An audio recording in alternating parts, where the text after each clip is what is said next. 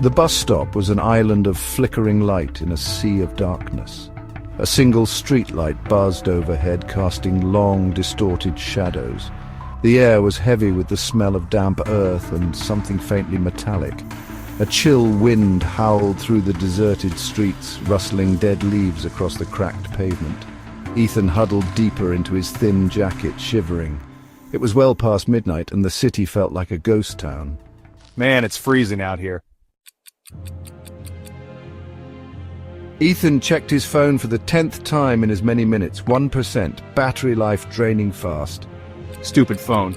He needed to get home, but the last bus was long gone.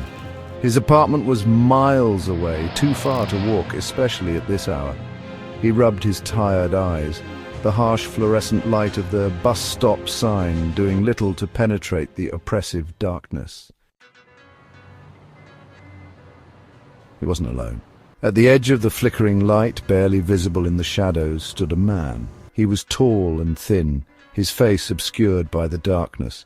Ethan tried to focus, but every time he looked directly at the figure, it seemed to vanish.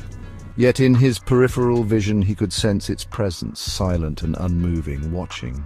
What the? A sudden noise made Ethan jump. The man had shifted. He was closer now, still hidden in the shadows, but definitely closer. Ethan's heart pounded in his chest.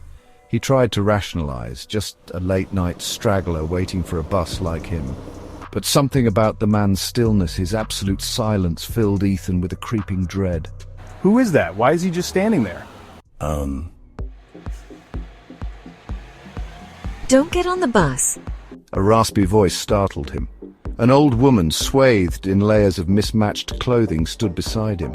Her eyes, bright and wild, stared intently at Ethan. Don't get on the bus. It's not for the living.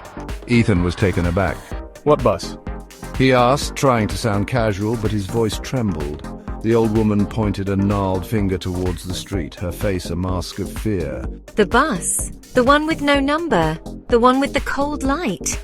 She clutched his arm, her grip surprisingly strong. Don't look at the driver! Don't look at the passengers! A low rumble vibrated through the air, growing louder with each passing second. Ethan squinted into the distance, his heart pounding against his ribs. Through the swirling fog,